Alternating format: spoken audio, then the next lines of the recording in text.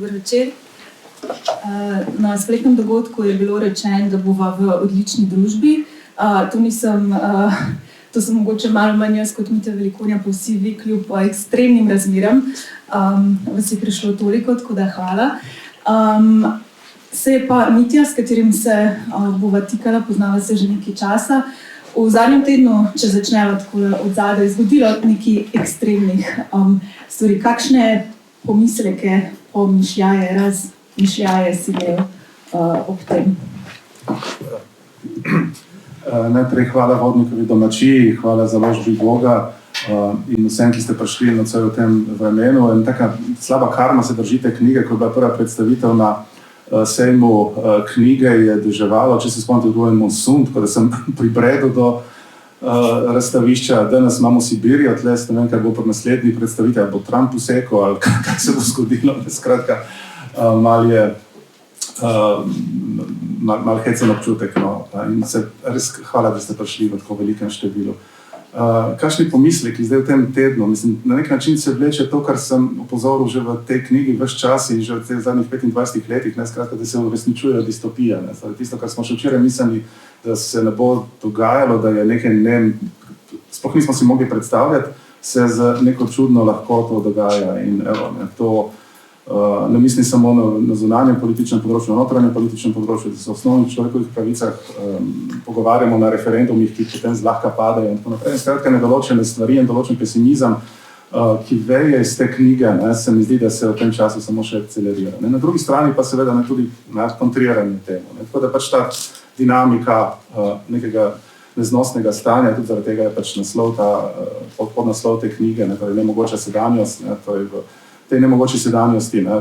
Ves čas tudi, in nekako, ko sem bral te tekste za nazaj, imate pa tudi noter drobce neke boljše, torej lepše prihodnosti. Se pravi, razmišljate ob tem dizastru, ki se dogajajo, torej tudi o alternativah. Torej, kot si že menil, gre za knjigo, ki je nastala iz izbora esejev, ki so nastali v preteklih letih. Gre za spremne besede, recimo knjigam, gledališkim predstavam, razstavam in tako naprej. In na povabilo urednice Ane Geršak si se torej zakopal v svoje arhive. Pa me zanima, kako je potekal izbor teh tekstov, da si jih potem lahko povezal neko to koherentno celoto, torej v zapise o nemogoči sedanjosti, z vidika nekako preteklosti in potem obnovljene za prilagojene na današnji čas. Tako dobrim letom, skratka, sem dobil ta poziv Ane Geršak, ki je žal danes ni tle, ampak se tudi že drugič zahvaljujem v njeni odsotnosti. Prišla je s tem predlogom, skratka, da bi objavili neznanstvene tekste, ki so se nabrali v tem času. Mislim, da jih je bilo vsega skupaj 40. Ne gre samo za eseje, gre za spremne besede, gre za zapise o albumih, o gledaliških, filmskih predstavah in tako naprej, kakšne potopisne drobce, vinjete, sem noter tudi vpletel. In potem prišli smo do neke številke, ki se je potem unižala. Tle sem zaupal predvsem njenemu izboru, ker mi je bilo v redu slišati pomisleke, pomišljaje, tudi pač ne kot urednice. In potem, ko sem pogledal vse skupaj, sem videl, da pravzaprav ti teksti so si zelo podobni. In se mi zdi, da pač imajo noter en point, ki ga ves čas izpostavljam in nekako skušam uveljaviti tudi v svojem delu, da se na nek način nasilno ločuje umetnost od kulture, od znanosti, od vsakdanjega življenja, od upora in tako naprej. Skratka, na koncu vidimo, da so stvari zelo so si blizu, da nas zanimajo iste stvari, ki se jih lotevamo z različnih koncev in da pravzaprav nasilje, če stvari ločujemo. Na ta način lahko ta sistem kot tak krivičen funkcionira, ker nas nekako ločuje, ne da bi pa mislili na nek način dosti bolj povezano, holistično in z neko sliko, ki posega tudi na druga področja. Na koncu ti teksti so in o umetnosti, in o kulturi, in o politiki, notranji, zunanji, nenazadnje pa predvsem o meni, kako se te stvari v tem času reflektira. Ravno ta forma zapisov, recenzij, esejev in tako naprej je dosti bolj osebna. In upam, da bomo lahko še kaj delal ravno v tej smeri. Skratka, preko sebe nekako povezoval te stvari, ki so nasilno ločene. Kakšne refleksije pa so se ti pojavljale v tem ponovnem branju? svojih tekstov za nazaj, kako daleč segajo pravzaprav v preteklost? Segajo, mislim, da so iz leta 1999, takrat mislim, da sem na povabilo Drame napisal en tekst o viharju, o Shakespearovem viharju. In spet, ko sem tisto bral, sem rekel, mater, se ves čas govorimo o enih istih stvareh. Stvari so anticipirane v umetnosti, v kulturi, v znanosti in tako naprej, kako da se ne realizirajo. In to je tudi neka taka druga rdeča nit. Skratka, neki poskusi, ki se dogajajo skozi vse te, kot pravim, razdrobljene sfere, ki so ves čas na nek način kritični do tega, kar se dogaja. In tragedija je seveda, da se pravzaprav te stvari ne uresničujejo na ta način, kot so bile zamišljene. Ravno včeraj sva gledala Velikega diktatorja, torej kaj ni bilo rečeno v tem filmu, kaj ni bilo, kakšna lucidna analiza, še pred pravzaprav film je bil posnet pred invazijo na Poljsko celo. Charles Chaplin je rekel, da če bi vedel, kaj se bo potem dogajalo, noter se pogovarja tudi, del filma so tudi koncentracijska taborišča, pravi, ne bi se tako lahkoto lotil tega, ampak hočem reči to, da je v znanosti in umetnosti, v kulturi, v vsakdanjem življenju, so te stvari že tokrat bile povedane in na nek način glavni problem je seveda, kako potem to realizirati, na kakšen način. In mogoče je to knjiga in poskus tega, kako to prepeljati, mogoče v neko širšo diskusijo. Zdaj omenil si to predstavo oziroma film Veliki diktator. Jaz sem se pa ob branju te knjige, parkrat mi je kliknilo, ko sem zasledila ime slike Georgea Grosha, kako je že, Stebri družbe, Berlin 1926. Pred kratkim je bil na Lifu predvajan izraelski film Da. Ne vem, če si ga gledal, če ga je kdo od vas mogoče. In tam se ta slika, ki jo je režiser Nedal Lapid uporabil kot referenco, večkrat uporabil nekako za, kako bi rekla, prispodobo, je rekel, Tel Aviva 2023, pa recimo do zdaj. Mislim, na tvoje mnenje mogoče o tem, pa če poveš več o tej sliki, ki si jo tudi ti konec koncev večkrat omenil v tej knjigi. Mislim, se ne samo Tel Aviva, se kjerkoli. Dostikrat si zavrtim eno pesem od Zabranjeno odpuščanja, Guzen in sin, poznate to. Mislim, ni boljše kritike, torej stanja, ki ga preživljamo od kjerkoli, skratka, drug tak emblematičen se mi zdi primer, ki ga tudi notor omenjam, je od Žana Ženeja Balkon, skratka izprijenost oblasti na čisto vseh nivojih in obenem pridganje, kakšna naj bo družba kot taka. Ta slika Georgea Grossa pa mi tako tudi spremlja že kar precej časa, kakor ni določene druge elementi, ki so noter v tej knjigi, ki na nek zelo nazoren način prikazuje, kdo pravzaprav vodi to družbo. Skratka, stari, bogati, beli, izobraženi moški. V vsej tej svoji izprijenosti, ki vidimo, kako se dogaja tudi danes. Tako da, to so neke take paradigme, ki jih na nek način se vlečejo in ki so neverjetno aktualne in obenem kljub vsej tej kritike ne dosežejo pravzaprav nekega učinka, ki bi ga mogli. In še ena stvar, ki se meni zdi zelo pomembna, torej po vseh teh avtorjih se lahko od Charlesa Chaplina do Grossa se lahko fino nasmeješ zraven. In to je še ena izmed stvari, ki se mi zdi zelo manjka v vseh teh, kot pravim, nepovezanih okoljih, skratka, kako tudi skozi humor in v znanosti, in v artu, in v kulturi, vsakdanjem življenju, grafite imam zelo rad, skratka v dveh besedah, ali pa v rock'n'rollu nasploh, v enem refrenu lahko popolnoma razgališ izprijenost, pokvarjenost, vse te krivice, ki se dogajajo okrog nas. Ja, zdaj mi je prišel na misel najin intervju za Sobotno prilogo 2023, kjer si povedal ravno nekaj podobnega in sem tudi to uporabila v naslovu. Zdaj, prvega dela se ne spomnim naslova, ampak vem, da drugi pa je bil kot dober štos. Tako ravno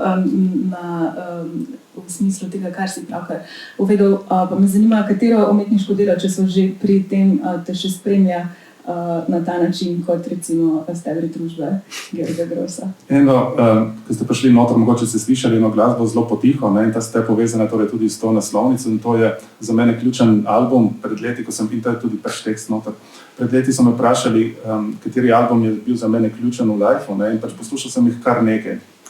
Ravno včeraj sem dobil enega zelo zanimivega Boškarin Metal iz Rijeke.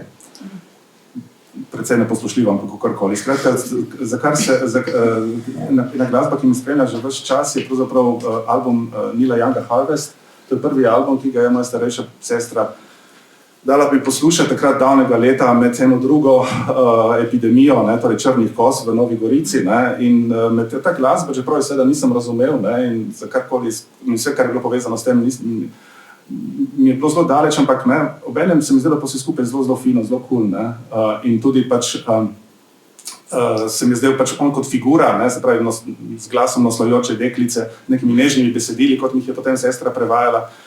In ta naslovnica, fotografiral je Gregor Božič letos poleti pred ruskimi bloki, kjer sem pač odraščal, in na nek način replika te notranji strani tega albuma Harvest, torej Neil Younga, ki je takrat šel v Tennessee snemati taka country album in je bil neki isti poz in se rekel, evo, si naredim pač nek obnaš samemu sebi, evo,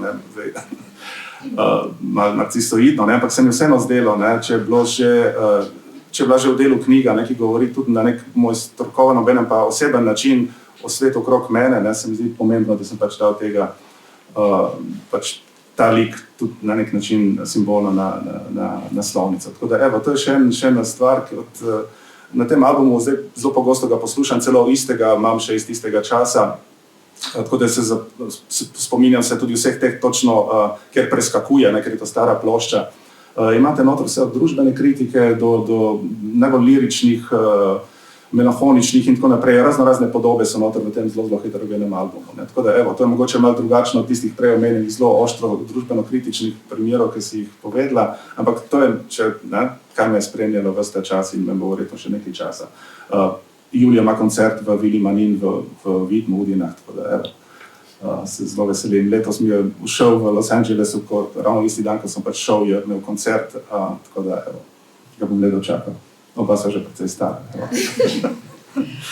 Torej, omenil si Novo Gorico, tako da prihaja tudi letošnji nagrajenec Prešernovega sklada, režiser in direktor fotografije Gregor Božič. Novi Gorici je, torej tvojemu domačemu mestu, je tudi eden od esejev posvečen, morda celo najbolj oseben ali pa vsaj eden od. Omeniš tudi EPK, zdaj že na začetku in predvsem proti koncu so v zvezi z Evropsko prestolnico prihajale malo nenavadne zgodbe. Kako ti skozi kontekst mesta, v katerem si odrasel, si zdaj spremljal to Evropsko prestolnico? Kaj bo ostalo od nje? Tudi tega si se pomalem dotaknil.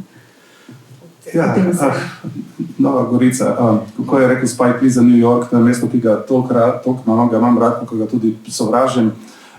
Tako da jaz sem šel iz Gorice z eno, kako se temu reče, v enosmerno vozovnico takrat, ko sem prišel študirati v Ljubljano, rad se vračam vsak teden, se pravzaprav v Gorici, ampak pravi, imam zdaj take mešane občutke, ker je, če pogledamo 3 faze Nove Gorice pravzaprav, trikrat je napovedovala prihodnost. In v tem smislu vidim zdaj malo naredil vratolomen preskok na New York, Nova Gorica, spet neko mesto prihodnosti, ki briše preteklost za sabo. 3krat je nekako anticipirala prihodnost. Prvič, to je bilo mesto prihodnosti. Zgradili so ga dobesedno iz ničesar,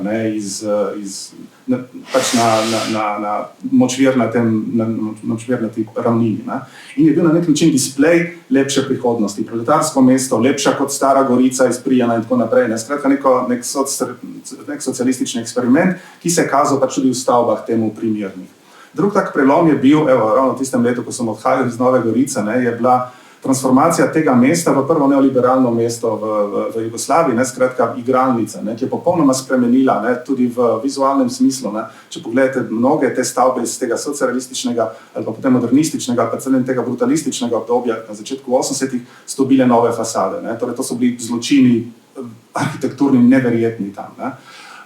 Vse v duhu, torej transformacije tega malega mesteca, ki se, kar je tudi zanimivo, v zadnjih 40-50 letih praktično ima isto število prebivalcev, so ga spremenili pač v nek lokalni Las Vegas z vsem, kar pride zraven, takšnimi ali drugačnimi stvarmi. Skratka, je bila to neke vrste zlata jama in za lokalce in potem tudi za neko pač politika to zavohala, ne, postala potem tudi neka politična zgodba. Ampak kot pravim, to je bil ta drug korak. Ne. Skratka, transformacija v prvo neoliberalno mesto z igralništvom kot nekim najbolj očitnim primerom tega. Ne. In potem imate pa še ta tretjo transformacijo, ne, v mesto, ki živi prav s sosednjim mestom, pa jaz se sprašujem, jaz sem star Novogoričan, dobesedno, tle imamo Ervina, ki je še bolj izkušen glede tega, ne, ampak jaz takrat, torej sem dete pač 60-ih, ne, v 70-ih, 80-ih mi dejansko meje nismo čutili, ne, moj drugi jezik je bila italijanščina, sem videl iz ruskih blokov, torej, veste, Italijo, tam meje ni bilo, tudi uradna politika je bila takrat, confine aperto, odprta meja, od 80 sporazumov pa sploh, ne. Skratka, kje je bila ta meja, ne, ki je bilo potrebno zdaj jo na novo povezati, ne. Skratka, mi smo že ves čas, ne, smo bili in pomirjeni, vse to, kar pravijo, 2004, ko je bila ta velika proslava ob vstopu Slovenije v Evropsko unijo, zdaj se podira zadnji berlinski zid v Evropi, nisi a veste, ne, skratka, o čem vi govorite, ne, meja je bila, veste, ne, tako visoka so bili ti betonski bloki spodaj, kakor je ta tukaj, ne, in, a veste, skratka, ni bilo nobene meje, ne, zdaj pač 25 let, 30 let potem, ne, veste, govorite o tem, kako se zdaj to mesto povezuje, ne, tako sem malo skeptičen. Tisto, kar povezuje pa vse te tri, kot pravim, prelome, je pa, da kamni ostajajo, ne, zgradbe ostajajo, sicer se potem spreminjajo in tako naprej, ne, in jaz se bojim, ne, da po vsem tem velikem pompu, ne, da bo kakšna vsebina glede tega ostala, ne, prostor že sam kot tak, prostor sam po sebi ustvari potem lahko neko vsebino, ne, jaz mislim, da predvsem ljudje, ne. In pač Nova Gorica je bila in je majhno mesto, ne, kljub velikim ambicijam in vsem tem, kot pravim, trem prelomom, ne, je število prebivalcev še vedno isto, ne, tudi zdaj, koliko tam 2-3 univerze so, ne, zvečer nimaš iti kam pravzaprav v kakšen spodoben bar, ne, veste, ne. Zdaj so sicer odprli enega, to smo se ravno prej pogovarjali, spet z moškim imenom, ne, Max, ne, sem mislil, da bi lahko še kakšno drugo, recimo žensko ime not, a veste, ne, lahko končamo že enkrat s tem, imamo cel kup lokalnih herojin, vključno z Milojko Štrukelj, ne, pač narodno herojin in tako naprej, ne, skratka, cel kup stvari je, ki me zelo odbijajo pred tem, ne, da bi ne, pač imel kakšno res zelo močno nostalgijo po Novi Gorici. Nostalgija je tudi zelo pomembna tema v tvojem delu nasplošno, kot tudi v tej knjigi, ampak ne bi še prešla k tej sicer meni zelo zanimivi in ljubi temi, ampak si na začetku tega odgovora zanimivo si primerjal Novo Gorico z New Yorkom. Zakaj? V čem je? Kot sem rekel, pač to mesto, ki briše preteklost, ne, torej zdaj že 25-26 let hodim skoraj vsako leto v New York in je zelo zanimivo, ne, kljub temu, da pač obstaja tak, kot tak še vedno privablja pač vse možne kreativne in tudi nekreativne ljudi zraven, ne. Nenehno se spreminja, nenehno gleda v prihodnost, ne, kot da ne bi imel, briše za sabo, ne, torej klubi, ki so bili kultni, ne, v vseh ozirih, ne, ki sem jih obiskoval, so izginili, ne, knjižnice krasne, mislim, skratka, vse se spreminja v neki anticipiranju neke lepše prihodnosti, ne. V tem smislu, kot pravim, ne, torej to je mal vratolomna primerjava, ne, ampak se mi zdi ravno, da pač to bodočništvo, ne, ta ideja, da najboljše nas šele čaka, ne, se mi zdi na nek način podobna, ne. Tako da, evo, imam isto tudi do New Yorka, ne, je zelo fajn iti tam, ne, ampak ko vidim, pač, kako se spreminja, ne, kako se gentrificira, ne, kako se pravzaprav umika, ne, kako moraš res poznati insiderje v nekem trenutku, da pravzaprav priješ v neke nove place, ne, moraš biti on alert, ne, moraš biti ves čas, pač, vedeti, poznati prave ljudi, kar je tako bistvo vsega, ne. Temu mestu ob koncu knjige posvečen mi osebno v resnici eden najlepših esejev v njej. Zelo je inspirativen in začutiš v njem tako tvoj odnos do mesta, ki po moje, vsaj tako veje iz njega, te je izoblikovalo, pa čeprav praviš, ne, da tja hodiš šele zadnjih 25 let, zajameš van vso zgodovino in da se izrazim po domače vibe. Me zanima, če vseeno lahko poveš malo več o tem, da tudi z občinstvom, ki bo ga prebralo pozneje, če ga še ni, deliš nekaj teh vtisov iz New Yorka, pa kako si ga doživljal recimo mogoče v vseh teh letih. Sama recimo podobno pri Parizu pazim, ker tja pretežno potujem. Po večini uradno grem tja službeno grem predavati, grem na razne dogodke in tako naprej. Ne. Tako da za mene New York so predvsem, oziroma itak so mesta, so predvsem ljudje, ki jih tam srečujem. Ne. Skratka, to je en ta vidik. Ne. Na drugi strani so pa New Yorkčani, ne glede na to, kakšen status se jih drži, so zelo odprti, zelo topli ljudje, ampak spet to je nekaj, kar je zelo primerljivo z drugim. Koliko se ti posvetiš, se oni posvetijo nazaj. Ne. Skratka, ko vidijo nek iskren interes, da te nekaj zanima, ne te peljajo kar naenkrat, ne si v nekih krogih, ne. Dost manj zgleda ekskluzivni, kot se o njem govori. Ampak kot pravim, vedno je to odnos kot vsak drug odnos, ne, meet me halfway. Ne. Tako da ja, če me sprašujete o krajih, ne, to se tako bliskovito spreminja, ne, da nimam kje, vsake toliko, ko gre do New York, pravim, mi priporočiš to, tretje, pravim, ko sem bil jaz predlani 3 leta nazaj, da so bili to čist neki drugi prostori. Ampak spet kot pravim, ne, ljudje, poznati prave ljudi, ne, nasplošno itak v lifeu, to je najpomembnejše, ne, biti z inspirativnimi ljudmi in vse je potem boljše. Ne. Zdaj, precej si jih srečal tudi v Ukrajini, na kar se sicer nanaša tvoja prejšnja knjiga, ki je šla pri založbi Miš, ukrajinske vinjete. V eseju, ki je tu posvečen v Ukrajini, oziroma kjer jo omenjaš, obiskal si jo v zadnjih par letih 2-krat, ne, 3-krat, ok. Torej si moral še v nečem pogovoriti. Si zapisal, ne, oni so te tja prvič, ko si šel, so te povabili o prevodu tvoje knjige, Podobe nestrinjanja o grafitih. Si zapisal v tem eseju, ne, da kako njim v spremnem besedilu k tej knjigi pojasniti jugonostalgijo. Kako si potem tu izvedel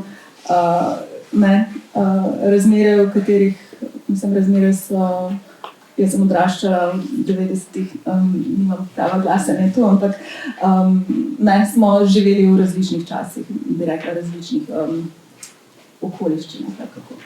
Nekaj glede Ukrajine, tako pomenljivo, žalostno dejstvo je, da bil sem na vezi z mnogimi ljudmi, ne, tam sem predaval, prijateljeval, 2 knjigi so mi tam objavili, pogovarjali smo se še naprej o sodelovanju, ne, pa od Trumpove izvolitve naprej se vse ful spremenilo. Ne, torej takrat sem bil tako dnevno na vezi, ne, 4-5 ljudmi, SMS-i, pisma in tako naprej, ne, ampak to jih je na nek način dotolklo in zdaj mi je zelo težko spet vzpostavljati kontakte, ne, z nekim velikim trudom, ne, nekako spet prihajam skupaj. Ne. Na nek način se mi je to zgodilo, to doživljam na nek način kot velik šok. Ne. Tako da ni, od takrat je, kakor da bi bili politi za res ledeno vodo in ne nazadnje to res recimo, da je Kijev, ne, torej 4-milijonsko mesto, 1 milijon ljudi, pa samo v Kijevu, da ne govorimo o drugje, ne, je brez energije, brez elektrike, tako da ne piše se jim lepa prihodnost. Ne. Prevedli so me knjigo, povabili so me predavati točno na to temo, ne, skratka, kako je možno biti nostalgičen za nekim prejšnjim obdobjem. Ne, in ves čas, evo, to je še ena stvar, ki sem tam opazil, zelo malo vejo tudi na akademiji, ne, torej znanstveniki, zelo malo vejo o Balkanu kot takem, o Jugoslaviji. Ne, skratka, to je neka zgodba, ki so jo preslišali, spregledali, bolj so seveda na to svoje okolje, pa ne vem, Poljska, ne, to njihov neposrednji okoliš. In so me spraševali, ne, skratka, kako je bilo živeti v tistem času, ne, in ne, pač, to so me spraševali in kot strokovnjak in kot človeka, ki sem preživel pol life v prejšnjem sistemu, ne, in skratka, kje so podobnosti, kje so razlike, sem rekel, ja, obe sta bili socialistične federacije, ne, sta bili popolnoma različni, zato ker v Jugoslaviji nikoli pač eden izmed narodov ni dominiral, če vzamemo samo ta nacionalni vidik, ne, da gremo pogledati tudi, ne vem, politične razlike in zunanje politične, neuvrščenost, notranje politične, samopravni sistem, liberalnejši odnos, ne, torej Jugoslavija imela tudi ups and downs, ne, skratka imela totalitarnih do avtoritarnih in liberalnih obdobij, ne, skratka, kako rečemo, zgodovina Jugoslavije ali pa obeh Jugoslavij, ne, težko je to nakratko zajeti, ne. Tako da to jih je precej zanimalo, ne, in ne nazadnje vsi ti vplivi, ne, ki so bili, torej Jugoslavija, kakorkoli si mi mislimo, in kakršnekoli zdaj slišimo revizije tega, ne, posebej pa Slovenija oziroma ta zahodni del, ne, ves čas je bil v nekem širšem okolju, ne, skratka za nas, evo, rock and roll, če sem prej omenil Neil Younga, ne, ni bil nič kaj posebej eksotičnega, ni prišlo nekaj v nekem velikem prelomu, nekaj ne bi se zgodil takrat konca 80-ih. Tako da to jih je precej zanimalo. Ne? Kako se potem lahko nostalgija pojavi potem, ne? Skratka, primerjajo pač ta dva najbolj kultna voditelja, ne? Tita Stalin, sem rekel, ne, Stalin, Tito figurira tle, mislim, bliže je neki pop ikoni, ne? Bliže Elvisu kot Stalinu, če se malo pretirava. Ne? Skratka, to jih je precej zanimalo in je ta knjiga kljub vojni, ne, da pač precej cirkulira. Tako da to predvsem, ne? Ker oni se seveda ne predstavljajo tudi zaradi vsega tega, kar se zdaj dogaja, ne? Se ne predstavljajo biti nostalgičen za nekim obdobjem, ne? Torej v času Sovjetske zveze. Eden od esejev, če se prav spomnim, je posvečen prav Jugo-roku. In tam omeniš, da je pravzaprav ta tako imenovana Jugo-roku glasba bila pomembna tudi po razpadu Jugoslavije za nekako ponovno združevanje ali pa recimo navezovanje nekih stikov znova med nekaterimi skreganimi narodi. Torej, rock glasba bi lahko povedal kaj več o tem. Ja, mislim, moja teza je itak, da če je Jugoslavija dejansko funkcionirala ravno na nivoju spoštovanja manjšin, različnih etničnih manjšin, liberalnejšega političnega sistema in popularne kulture. Ne govorim samo o glasbi, ampak tudi o filmih, o vsakdanjem življenju in tako naprej. Torej, mislim, da to je bilo najmočnejše pravzaprav tisto vezivo, ne? Zlasti v tem liberalnejšem drugem delu obstoja Jugoslavije. In vidimo, da se te vezi se nikoli niso pretrgale, ne? In da pravzaprav se samo še širijo, ne? In se dogajajo neke nove, zelo zanimive kombinacije vsega tega. Ne vem, postjugoslovanski vaporwave je Jugo-wave, oziroma zdaj najnovejša varianta je Jugo-wow, ne, veste, ne, skratka, gre to naprej. Imate cel brand nekako post-XU glasba, ne, ker združuje ravno tako zelo različne glasbene zvrsti, nekaj z zajamčenim geografskim poreklom, da lahko tako rečem, ne, ki pravzaprav je iz celega tega prostora. Ne? In to nekako me zelo spominja takrat na, ne vem, pozna 70-80 leta, ne? Ko za nas ti bendi, ki naj bi bili srpski, slovenski, hrvaški in tako naprej, ni bila pomembna etnična pripadnost. Ne? Jaz vedno tudi študenti to ful zanima, ne? Skratka, evo, to je še ena stvar povezana s tem. Ne? Študenti mi in na dodiplomskem in podiplomskem, celo na doktorskem nivoju mi pravijo, ne, da pogrešajo ravno znanje v Jugoslaviji, poprašam zakaj, ne, se to je naša pretekla zgodovina, to ni tako daleč nazaj.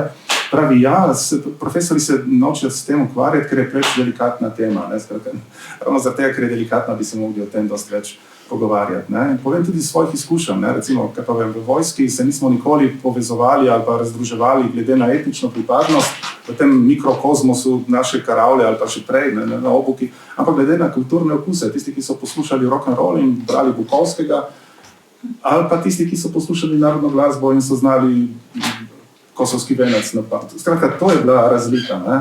Vse ostale stvari, ki so se potem tako mistificirali, recimo znanje jezika. Jezik za mene je čist sredstvo komunikacije, ne? Nobena identiteta za tem ne stoji. Ne? Sej pač, posebej pri teh malih narodih vsi moramo znati več jezikov. Ne? In če bi bilo to tisto središče naše identitete, ne? Bi se nam zelo slabo pisalo. Ne? Skratka, vse to je, dosti drugih stvari je bilo pomembnih, ki so potem v tem krvavem razpadu, oziroma vsem tem, kar se dogajalo v drugi polovici 80-ih let, ki so se na nekem načinu ponikalo, ne? Ali pa so ga skušali izbrisati, ne? Ampak vidimo, da se to nekako dogaja spet od spodaj navzgor. Tle popularna kultura igra vlogo emancipatorne politike, ne? In te transnacionalne, ne? Skratka, ni važno, ne? Pač odkot si, važno je, kaj poslušaš, ne? Kar se meni tako zdi bistveno. Ne? Na osebni izkaznici bi mogel pisati, kakšen je tvoj omiljeni band, ali pa film, ali pa avtor, ne pa etnična pripadnost, lepo prosim, datum rojstva, mislim.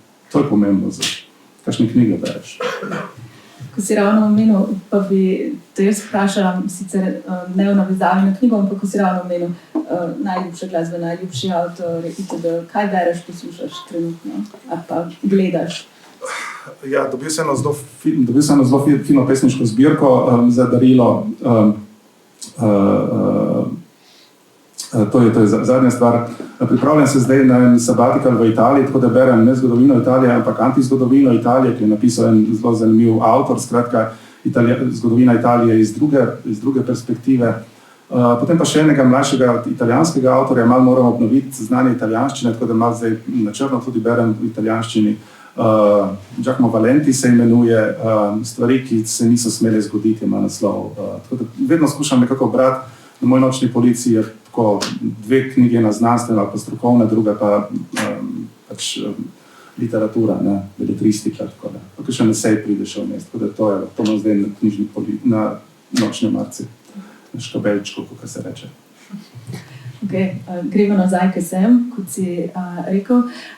In sicer v enem od njih tudi razdeljuješ prav pojem Balkana. Torej, kaj je Balkan? Nekje zapišeš, da pravzaprav ne obstaja. Kaj je torej definicija, kadar se ne pogovarjamo o njem geografsko?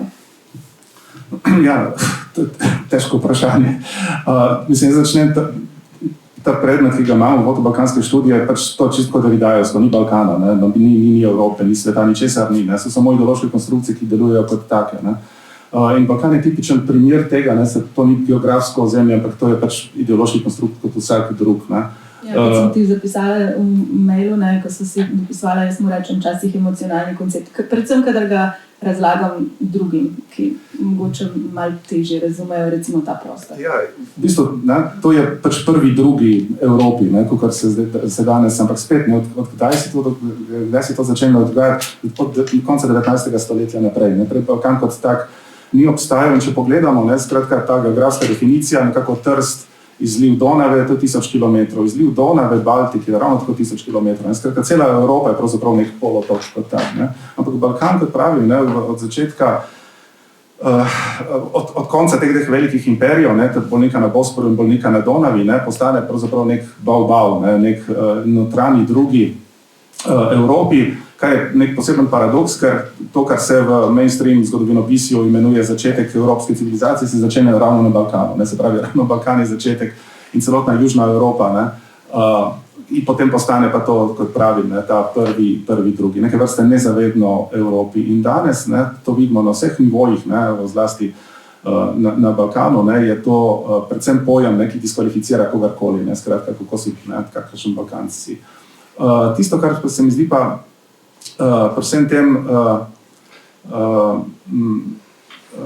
Balkanu pomembno je, da pač tle nima neke jasne meje. Ne? Da kako bi jaz definiral Balkan, to je neka vrsta negativna identiteta. Ne? Kako prepoznaš Balkanca? Balkanc ti bo rekel, jaz nisem Balkanc. Ne? Skratka, Balkanc je vedno tisti, ki je drugi, ne? Predvsem na jugu. Ne? Što južnije, to tužnije. Ne? Skratka, Balkan je nek relacijski pojem, ki pa, kot pravim, kot tak deluje zelo tako persistentno in zelo na vides jasno. Ne? In pač ambicija balkanologije, ravno drugi teden prihaja na naše povabilo, na FDV prihaja Marija Todorova, imela bo eno krasno predavanje, spet ono Reconsidering the Balkans, ona je napisala to znano knjigo leta 1997, ki je postavila temelje balkanologije, ki ni veda, to ni balkanologija ni original studies, area studies, ne? Ampak je v bistvu knjiga, ki dekonstruira ideologijo Balkana, torej tega negativnega balkanizma. Ne? In zdaj, tako kot orientalizem, tako kot vse te temeljne knjige, ne, ima ogromno privržencev, ima ogromno kritikov, ne, in je zelo fino, pač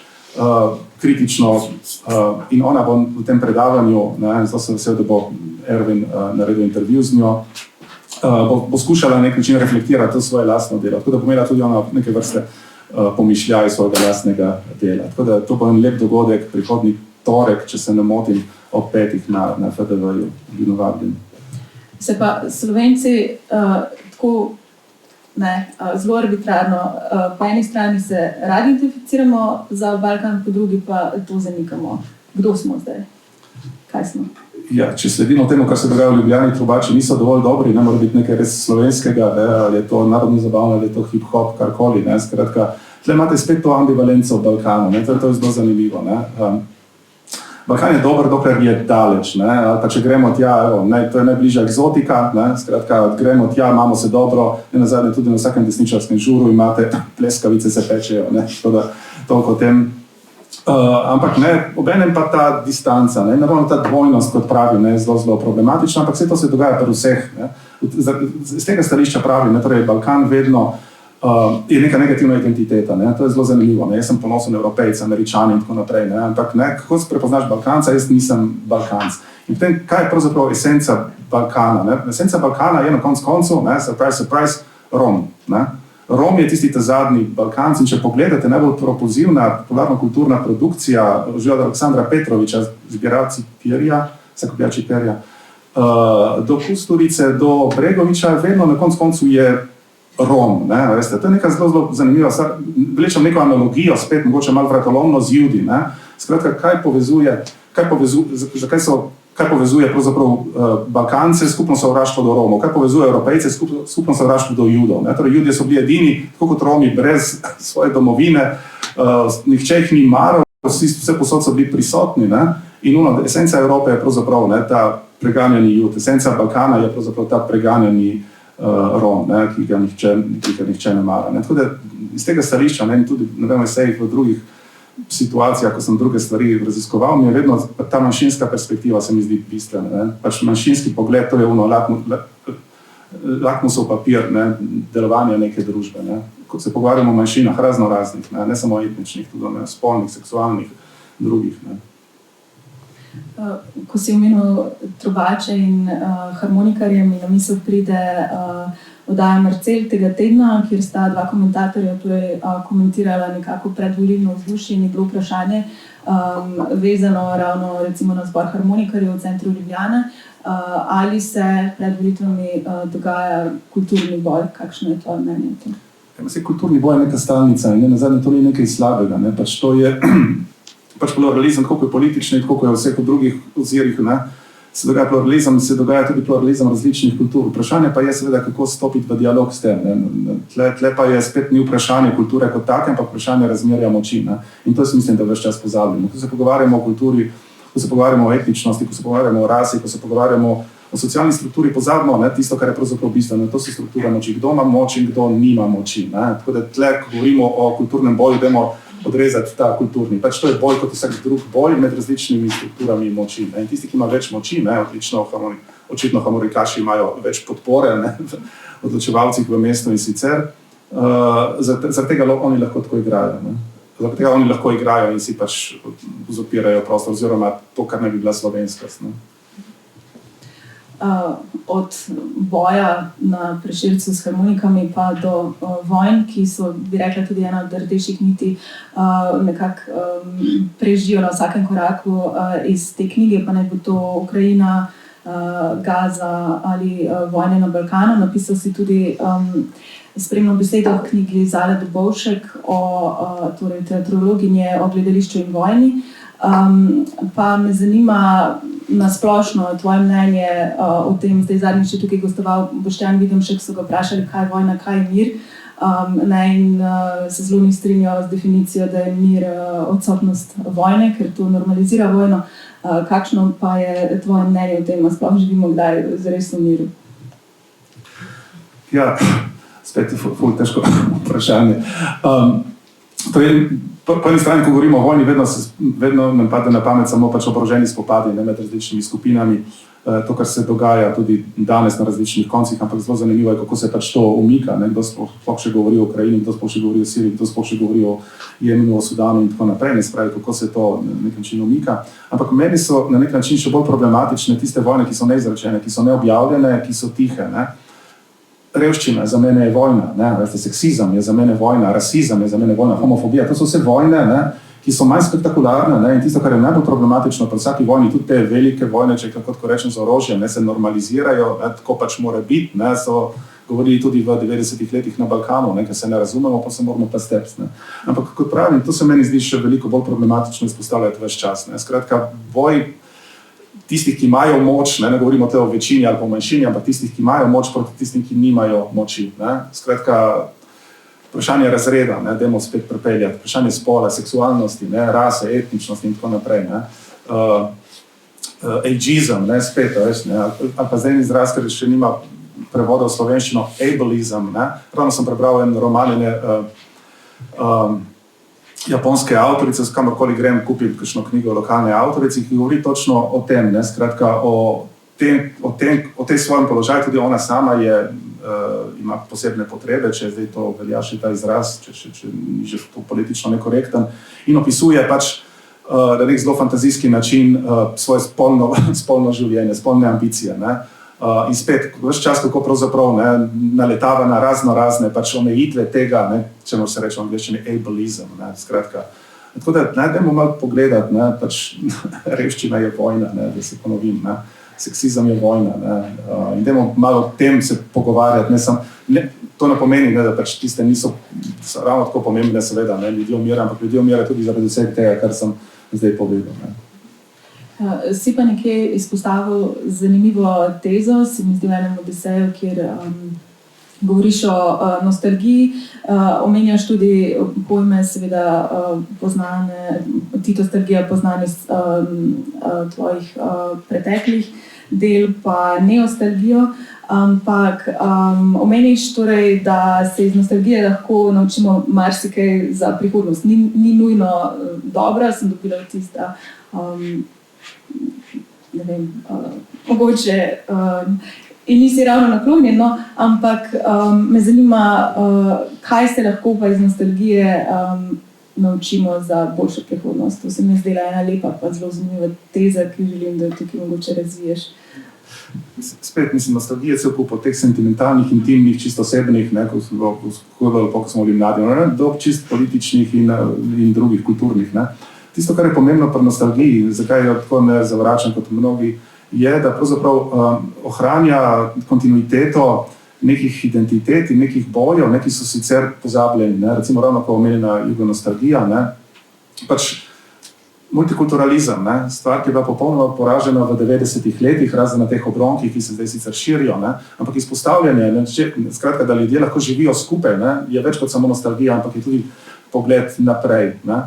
Emancipacija, spet, ne, če pogledamo, Jugoslavija je emancipirala 3 najbolj diskriminirane skupine v prejšnjem režimu, mladi, ženske in kmetje, ne, skratka, to je bila množična emancipacija, to je bil, tako kot pri Kitajcih, velik skok naprej. Ne. Mislim, če to ni nekaj, kar pravzaprav je tudi recept za prihodnost.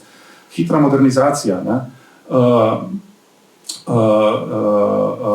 Politična alternativa. Ne. Neka mala Jugoslavija se je prvoščila, veste, drugačen politični sistem, ki je bil, ne, pač od drugih socialističnih držav, ki je imel mnoge elemente participativne demokracije, kar spet je nekaj, kar se razvija drugje, ne. Kolektivno lastništvo, ne. Spet nekaj, kar ni tako zastarelega, ampak ki se ga v mnogih državah, skandinavskih recimo, če dalje bolj oprijemljajo. Se pravi, to so vse, in še ena stvar, ki se mi zdi itak pomembna, ki mogoče počrta vse skupaj, antifašizem. Ne? Skratka, Jugoslavija se je skoraj cela sama osvobodila, ne? Torej, antifašistični odpor ni bil prenešen, kot poslušamo zdaj že 30 let iz Moskve, ampak je bil pravzaprav homegrown, ki potem je seveda šel v neko točno določeno smer, ampak predvsem bil krik neke generacije, ni hotela iti nazaj. Ne? Evo, gesto partizanov ni povratka na staro, ne? Skratka, gremo samo naprej. Ne? In spet, če to ni nekaj, kar pravzaprav je še vedno aktualno danes, ne? Pol ne vem, kaj bi lahko bilo. Ne? Skratka, to so tisti elementi ob vsem tem sentimentalizmu, vsem tem intimizmu, ne? Vsem tem, kar pravzaprav ponavadi spremlja konzervativizem, ne? Pač ta pogled nazaj, ne? Ali pa eskapizem, ne moreš se soočiti sedanjost, bežiš nazaj. Ne? Ja, kakšne stvari so bile pa v preteklosti boljše. Ne? To don't get me wrong, ne? Ni to zdaj slavljenje preteklosti. Ne nazadnje, Christopher Lasch je napisal krasno knjigo že leta 1991, ki govori o tem, kako pravzaprav je bila nostalgija, ne? Pač del neokonzervativnih projektov Margaret Thatcher in Ronalda Reagana. Let's make America great again. Ne? Skratka, ima svojo Margaret Thatcher, ko je šla na Falklande, je rekla, let's make Britain great again. Ne? Skratka, nedoločene stvari, ni nostalgija, ne? Ta emancipatorna nostalgija a priori, ne? Pač osvobajajoča, lahko emancipatorna, lahko tudi v tej drugi smeri, nekaj kot pravim, ne? Je zelo, zelo problematična, ne? Kar srečujemo tudi danes. Zdaj v sobotni prilogi bo ta teden objavljen portret Igorja Bezinoviča, ki je sodeloval tudi s Gregorjem Božičem pri filmu Fiume morte, zelo gledanem ne samo na Hrvaškem in drugod po Evropi, ampak tudi pri nas. In je rekel, da če bi si želel, da od filma gledalec odnese karkoli, je to antimilitarizem, ki ga on ima za antifašizem našega časa. Se strinjaš s to trditvijo ali bi mogoče še dopolnil, kaj je antifašizem današnjega časa? Tako kot je bil že ves čas pravzaprav vse stvari, prej smo govorili o stebljih družbi. Stebljih družbi so še vedno isti, še vedno so pravzaprav iste strukture, ki držijo moč. Razlika med tem časom, če pogledamo, kdaj je Gross živel, to je točno 100 let nazaj, je, da pravzaprav danes je manj očitno. In zaradi tega sem zelo vesel, da sem kulturolog, ki pravzaprav raziskujem politiko kulture, popularne kulture. Se pravi, vsa ta kakofonija vseh teh zvokov, vsa ta hiperinflacija raznih stilov, ki se vrstijo dobesedno vsak mesec je nekaj novega, zamegljujejo pravzaprav tisto, kar je bistveno. Ne adresirajo pravzaprav istih, ne naslavljajo bistvenih vprašanj. To so vedno vprašanje struktur moči v družbi. Tako da tle je popularna kultura, in če smo prej govorili o raznih drugih pojavih, je bolj nevarna, je manj nedolžna, kakor zgleda. Torej, dajmo pogledati nekaj, zaradi česa pravzaprav stvari obstajajo take, kot so. Ker se pravzaprav ves čas pogovarjamo o stvareh, ki so nepomembne, ker ves čas sledimo ničemu, ves čas stalno so neka nova prvenstva, stalno so neke nove, skratka, ves čas se menjujejo neki trendi, da pravzaprav vse stvari ostanejo kot take iste. To je potreben tudi malo globli pogled, ki ga pa spet, kot pravim, ni rezerviran za nobeno področje, znanost, kultura, umetnost. Vse ta področja so pravzaprav enako legitimno, imajo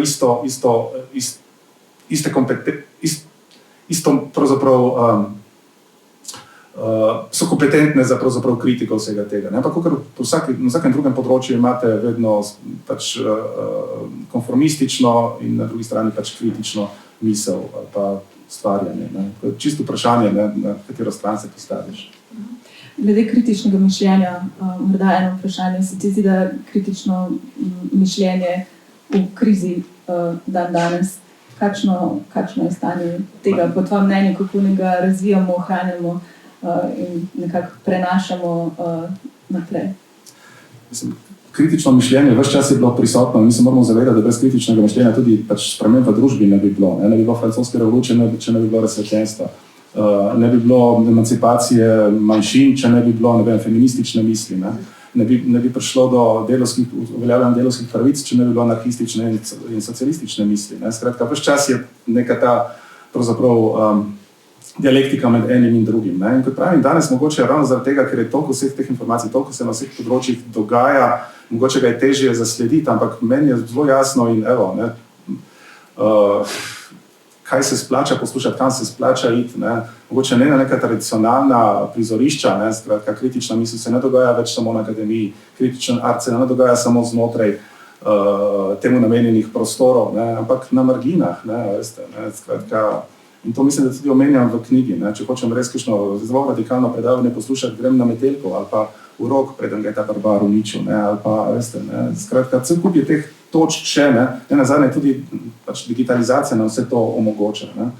Tako da tle jaz ne vidim, da bi bila to kakšna posebna kriza, gre samo za čist isto stvar, kot je bilo vedno v preteklosti, kako pravzaprav to razširiti, kako te stvari plasirati. In tle, kot pravim, mogoče manjka danes kritične misli, malo tega aktivističnega populizma, zdaj počečen populizem, to ima neko zelo slabo konotacijo danes, ker vemo, kjeri populizmi danes vladajo, ampak ravno to, če pogledamo, kako so znali razsvetljenci, kako so znali, ne nazadnje, veste, marksisti zgodni, ne nazadnje, kako so znali partizani, koncizno povedati določene stvari, ki so pravzaprav prinesle emancipacijo tem skupinam, ali pa feministke prve, ali pa post-colonial studies, ali pa gay lesbian, ravno tako. Skratka, so znali nekako prevesti, in to jaz mislim, da je eden izmed problemov danes, kako prevesti, to ne pomeni banalizirati, to ne pomeni popularizirati v nekem negativnem smislu, ampak te določene stvari prevajati v besednjak in ne nazadnje artikulirati program, ki bi bil kot tak privlačen. To jaz mislim, da je glavna stvar. Sicer smo vsak v svojem balončku in se tako nadaleč se vidimo in to je to. Potem smo mi del problema, ne pa rešitve teh problemov. Omenil si kritično umetnost, kot sva že prej omenila, si se zelo veliko ukvarjal z grafiti, včasih si tudi pošljeva kakšno fotko, kakšnega zanimivega, pa me zanima, kakšen zanimiv grafit si videl v zadnjem času, ki te je nagovoril in bi ga, kaj dobro, recimo, odraža družbeno stanje zdaj. Mogoče v Tokiju. V negativnem smislu so me presenetili, tam je stanujem na koncu Viča, tam zraven imamo begunski center, ne, in pač zelo pogosto se pojavljajo okrog grafiti, ki so usmerjeni proti njim, recimo migrants rape our women, skratka, to je kolektivna lastnina, ne. In zdaj, evo, ravno smo delali neke reklamne posnetke za pač naš študij kulturologije, ne, sem predlagal enega,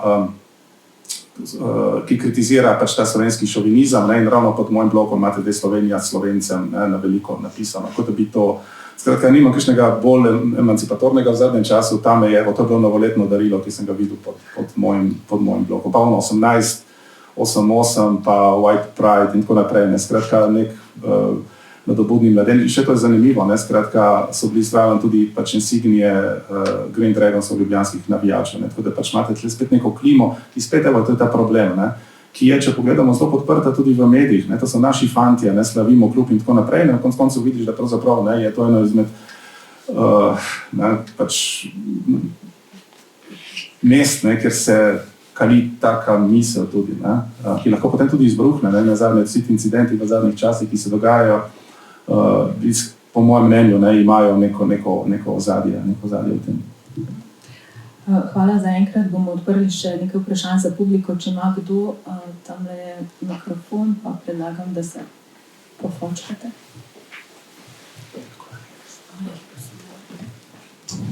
Hvala lepa.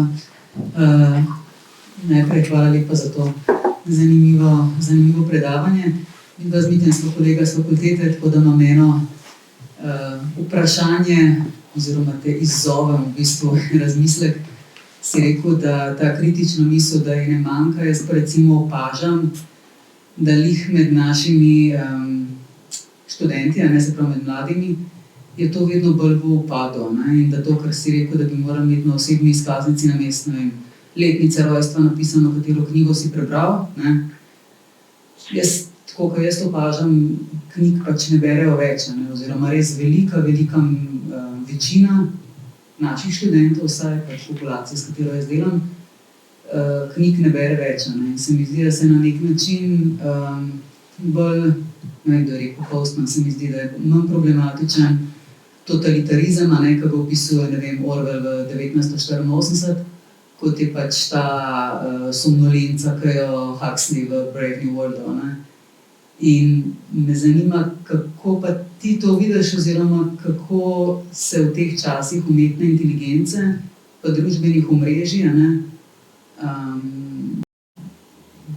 pač boriti proti temu, oziroma kako nekako poskrbeti za to, ali pa dati nek trigger, ne, mladim, da se aktivirajo.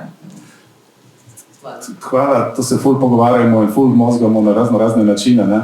Torej, vedno, ko se pogovarjamo o študentih, vedno imamo pač, starejši imamo ta pač konzervativni pogled, ne, mi smo dosti bolj bili resni, pa brali polno tretje, ne, skratka nekaj, kar se ves čas ponavlja, ne. Jaz pa pravim nasprotno, ne, mislim, da se moramo pač prilagajati tej situaciji, kakor je, ne, se pravi, ne gledati, kaj izgubljamo, pa kaj pridobivamo skozi vse te medije, ne. Jaz sam pri svojih predavanjih dosti več vizuali, dosti več primerov raznih dajem, ne, zdaj z digitalnim, z družabnimi omrežji in tako naprej sem bolj nadaleč, ne, skratka, to ni moja stvar, ampak na določene, pač, z določenimi pač koraki proti temu, kar se zdaj dogaja, ne, lahko dosti dosežemo, ne, veste, tako da, ne, predavanja, tako kot smo jih mi dva poslušala, pa še prej, ne, pač niso več, danes bi po 15 minutah bi šli ven, ne, ampak jih na nek način ilustrirati, ne, pokazati razne primere, se navezovati, to je tisto, kar se mi zdi pomembno, ne, torej moja definicija profesora je, da je stalni študent, ne, skratka slediti jim, ne. Samo pred leti sem en predmet v subkulturah, ne, in pač deal je bil ta, ne, jaz sem vam povedal, kako pač teorija, potem vam povedal, kako je bilo v naših časih, zdaj pa povejte mi vi, kako je bilo v vaših časih, in ono, kot sem prej rekel, ne, meet me halfway, ne, skratka, daj prostor, da ti, In to na nek način, ne, to veš kot profesorca, če narediš ti en korak do študenta, naredi študent 3 skoke do tebe. Ne. In na ta način, ne, skratka, povej mi, nauči me še ti kaj, ne, to se meni zdi bistveno. Ne. Z uporabljanjem tudi vseh teh medijev, kot praviš ti. Ne. Ampak predvsem, kot pravim, ne, jaz se zelo izogibam temu, ne, da bi jih dostikrat se, ne vem, slišimo, ne, veste, imamo slabe študente in tako naprej. Jaz vedno rečem, zdaj malo siknem, drugače sem bolj miren, na sestankih se več ne oglašam. Ampak pa smo mi pa dovolj dobri zanje, ne, kako smo pa se mi spremenili v tem času, ne. In v tem smislu, ne, vedno, ne, pač ne gre toliko se pritoževati nad drugimi, to je vedno najlažje, le kakšne izovno, ne. In študenti v tem primeru, kar je za mene itak najbolj precious pač material, s katerim pač delam v svojem lifeu, če rečem zelo grdo, neoliberalno, ne. Ampak kot pravim, ne, pač jim dati možnost, da tudi skozi te svoje medije, skozi te svoje senzibilnosti spregovorijo. To se meni zdi bistveno. Ne. Skratka, ne čakaj, da oni pridijo sam k nam, ampak in če enkrat to klikne, mislim, da potem je res v redu in začnejo tudi brati ne. Pošljem nazaj brati Adorna in Horkheimera, težka knjiga pravim, to je bomo malo pokvaril zimske počitnice, ampak ne, it's not an easy reading, ampak ne, vseeno pač pridejo nazaj in rečejo, wow, to pa je cool. Ne, mislim, jaz sem optimist, no, po naravi, pa če delaš z mladimi, če si pesimist, pol pa itak je konc sveta. Še kdo? Hvala lepa. Mislim, dati brati ljudem Adorna in Horkheimera kadarkoli, v kateremkoli življenjskem obdobju, je zločin proti človeštvu. Ampak jaz sem pozorno poslušal ta pogovor o tem razmerju med nostalgijo, preteklostjo, čeprav razumem, da si tle pogledal malo nazaj, kaj si pisal. Ne? In ena od stalnic, na katero jaz kot novinar, Hladnik je moj ime, sem novinar, dnevnik, ki jo srečujem ves čas, je ta strah pred razpadanjem in interpretacija sveta kot razpadanje. Največ Jugoslavija je razpadla. In razpadal je sistem, razpadal so etične norme. Mladi ljudje, razpadala je njihova kultura branja, gledajo samo še v telefone, kot da starci gledajo kam drugega. Mislim, ta ideja, da starci čitajo knjige. Skratka, ampak kar mene zanima, je to, da če ti pogledaš recimo na 80. in 90. leta, ja, mogoče tam kje je razpadalo, ampak to je bilo predvsem nezanimivo. Ne? Kar je bilo zanimivo je to, da so takrat nastali nacionalizmi in iz njih potem nacionalne države. Nič kjer bolj dramatičnega, to je klasična evropska zgodba. Ne? In zdaj za nazaj seveda je zelo lahko biti pameten. Težava, ki imam jaz, je, da zdaj poslušam isti diskurs, veš, razpadla je reprezentativna liberalna demokracija. Janez Varoufakis v Cankarjevem domu kriči, leto 2025 je leto razpada Evropske unije. Tako se mi zdelo nenavadno, da je Varoufakis, da se mu je zmešalo. Ne bi pričakoval, da imam malo več intelektualne samonadzore. In pač, ne vem, konec je liberalizma, evropski voditelji so neofašisti in tako naprej. Prevladujoči diskurs se mi zdi, je diskurs razpadanja. To je predvsem nezanimivo v resnici. Ampak mene zanima, če ti kot iz tega svojega dela, kaj vidiš, da v tem trenutku nastaja novega?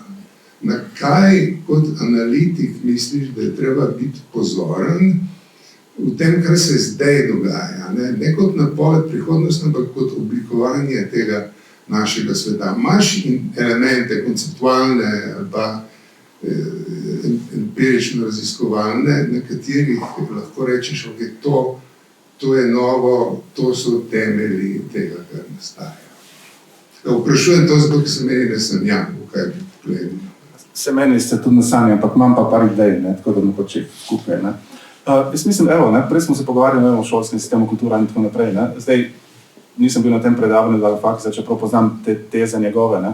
Torej, itak, da pač parlamentarna demokracija ne funkcionira že zadnjih 30-40 let, skratka, kar je levo postalo, skratka, te stvari so znane. Tako da, jaz mislim, da moramo razmišljati tudi onstran teh pač okvirov, ne vem, parlamentarizma in tako naprej. Ne. Skratka, kako se danes dela politika, tako kot smo prej rekli, ne vem, za kulturo, za izobraževanje. Ne. Dogaja se, jaz mislim, dosti bolj tako kampanjsko in okrog določenih tem. Ne. A se spomnite tega referenduma o pitni vodi, to je bilo leta 21 ali 22, to je bilo julija 22, takratna vlada ali 21, ne, če se ne motim. Ne. To je bil 11. julij, dobro se spomnim, ker sem z Beograda šibal ravno to. Takrat pač je vlada, ki je pač hotela to uveljaviti, opozicija je bila takrat se pripravljala na volitve. Kdo je pravzaprav zmagal na tistem referendumu? Zmagali so mladi, ne? Skratka mladi za okoljsko pravičnost, se kupilo od teh raznih iniciativ, se pravi te lokalne Grete Thunberg, ki so pravzaprav, ne? In to je bil ta velik pravzaprav preobrat, ki se je zgodil v politiki v Sloveniji v tistem času. Skratka, nobena izmed etabliranih tudi opozicijskih političnih strank ni bila toliko zaslužena za to, da je ta referendum padel, koliko je bilo, 80 ali 90%. Skratka, to je bil velik poraz, kdo je zmagal? Mladina, res mladi ljudje, nekateri 20-letniki.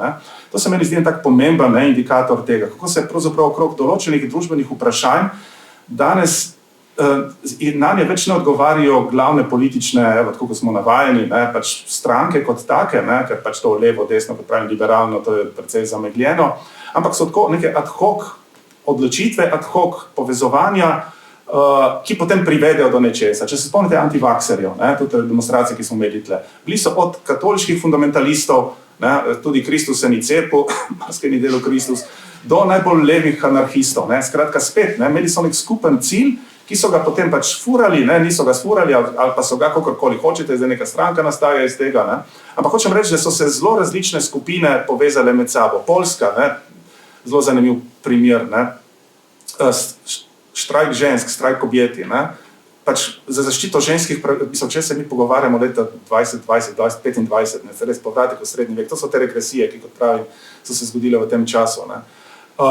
Ki povezuje spet ženske, ki so zelo različnih političnih prepričanj. Najdete noter tudi katoličanke, ki sicer sprejmejo vse, ampak moje telo in moje reproduktivne ambicije so pa moja stvar. Tle pa napustim ne farijo, ne nikogar zraven. Tako da si mislim, tako jaz vidim politikov naprej, da se bo bolj izven teh pač struktur, ki obstajajo in političnih strank, ki so itak obsolentne in ne rešujejo družbenih problemov, ampak vidimo, da pravzaprav jih samo še zaostrujejo, da se bo to dogajalo izven tega, bolj ad hoc, bolj tudi s pomočjo digitalnih medijev, ki smo jih prej omenili. Skratka, to ne bo neka politična paradigma, kot jih poznamo do zdaj, kako je bilo včasih levica, zastopa interese revnih in delavcev in kmetov in tako naprej, desnica, kapital. Skratka, te stvari so se precej obrnile, ampak čistko ad hoc. Zdaj imamo nek issue in se bomo povezali in bomo pač nekaj izpeljali.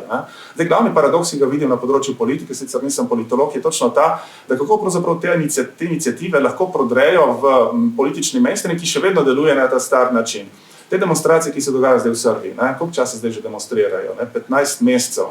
Mislim, oni lahko demonstrirajo, kolikor hočejo, če sem zdaj zelo ciničen. Zakaj? Ker pač ima Vučić, ki ni nič drugega kot pač četnik s kravato, ki ima popolno pravzaprav podporo od zunaj. Za njega so in Kitajci, in Rusi, in Evropska unija, se hodijo pogajati z njim, in Kitajska. Mislim, he's a winner. In oni lahko demonstrirajo do kadarkoli. In to se je dogajalo, tudi pač, malo sem poznal od Poraše v 90-ih let, lahko pač tam zmrzujejo še par zim, nič se ne bo spremenilo. Ampak še vedno, kot pravim, neka zelo heterogena iniciativa, ki jaz sem do teh demonstracij sicer zelo skeptičen, imate od skrajno levih do veteranov vojn iz 90-ih in pač tam s Kosovo je Srbija še vedno paradirajo in tako naprej. Skratka, sem malo zadržan do tega, ampak spet, kot pravim, imajo pa nek skupen cilj, sesut Vučića. Kaj bo prišel kasneje, je druga stvar, ampak spet, kot pravim, to gre mimo političnih strank. Tako da pač tle vidim, ko me že sprašuješ, kako bo potekalo naprej. Onstran pač teh etabliranih načinov.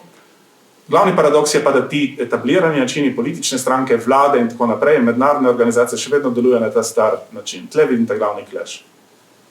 Ne vem, če sem ti odgovoril, še malo bolj zakompliciral si skupaj, ampak kako razmišljam. Trenutno? Prosim? Kaj pa New York trenutno? Kako? New York z novim županom? Ja, prvo reč, ko sem pomislil, je, glede na to, kako oni streljajo radi, kdorkoli mali stopa ven, to je bil te prvi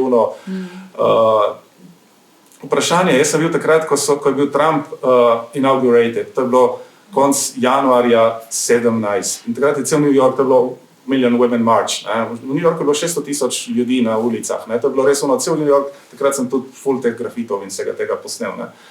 Ampak nikome ništa, on je še vedno pač prišel, še vedno je, veste, ne? Skratka, zdaj, ko sem bil drugič, ko je bil inauguriran, ne? Ni bilo v New Yorku nobene akcije, ne? Skratka, kakor da jim je nismo uspeli, ni nam ratalo, ne? Tako da tle kot pravim vidim, ne, ta glavni konflikt med etabliranimi institucijami, med strukturami, ki so postavljene, ne, in med nekimi iniciativami, ne.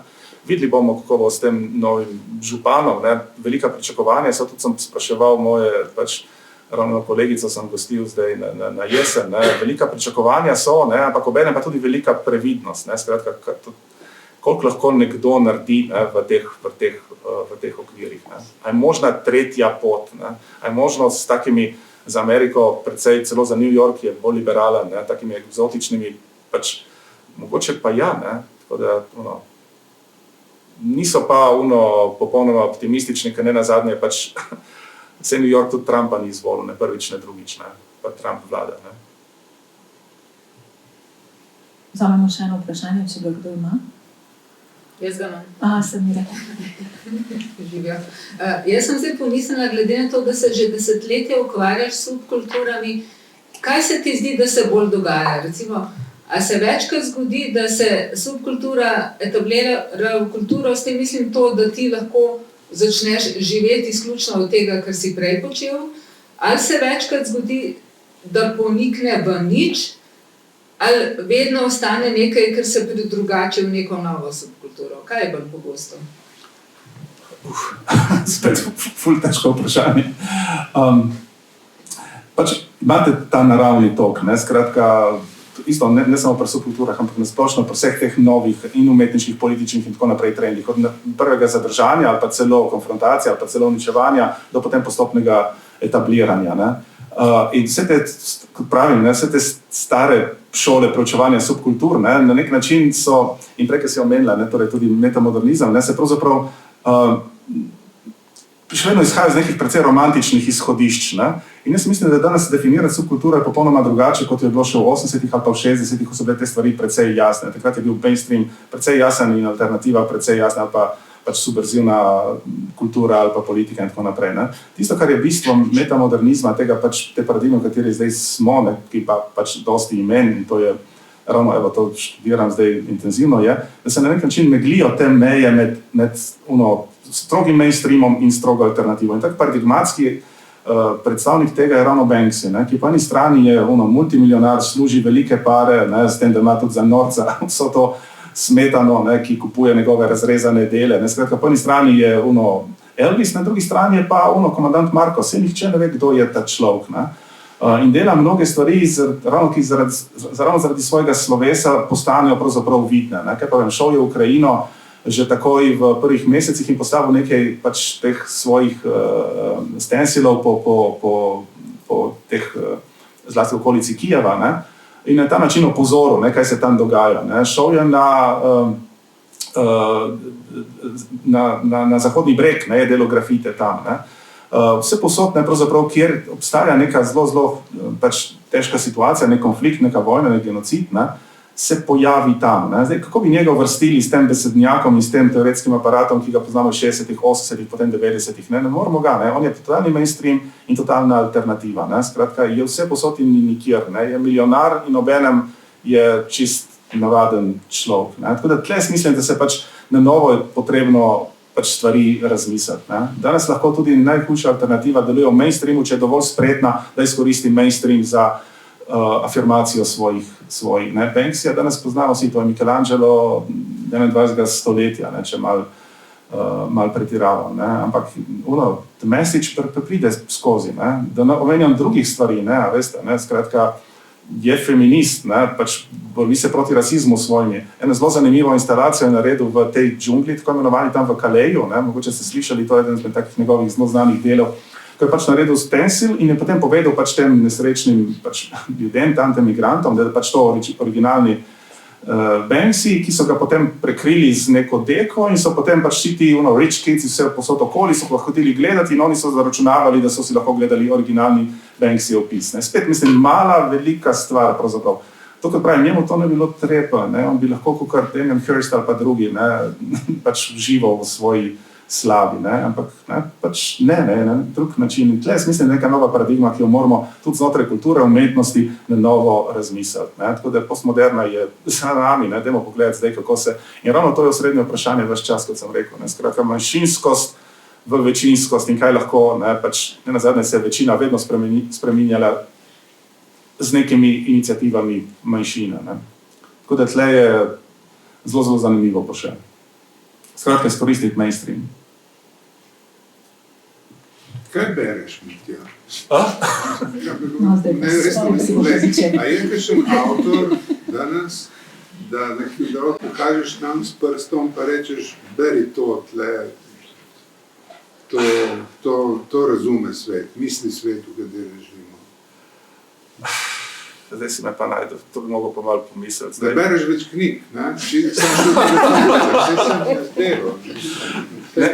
Berem, v bistvu, veš kaj, neke obskurne avtorje, After the Orgy je nazadnja knjiga, After the Orgy je ena knjiga, ki sem jo pred kratkim prebral, ne, skratka, kaj narediti, evo, ne, potem, ko je to znano Baudrillardovo vprašanje, kaj narediti potem, ko je orgije konc, ne, skratka, kaj narediti potem, ko se, veste, vse ta excitement okrog nas konča, ne, to je, ti jim poslal ime tega avtorja, na B nekaj se, naslov sem si zapomnil, ker je orgija noter.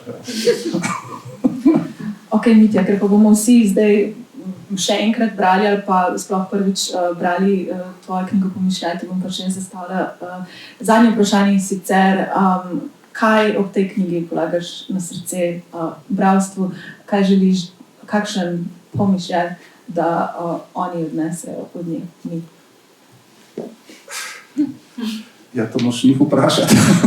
Jaz sem pač napisal svoje, ne, ono smrt avtorja, rodstvo bralca, zdaj me zanima, kaj bo našel bralc znotraj tega, ne, tako da ne bi niti ugibal. Ne. Jaz pač, to je moja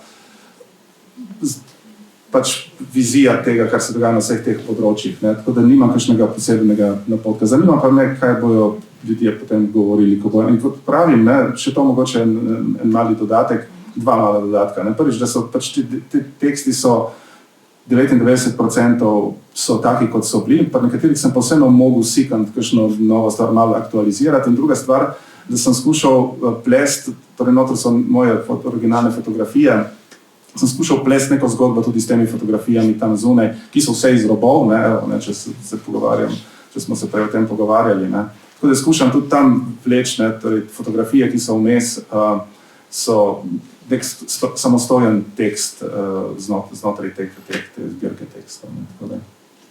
Ok, torej, berite. Lep večer, hvala Mitja, hvala vam. Hvala Nina in hvala vsem, da ste prišli v tem čudnem vremenu.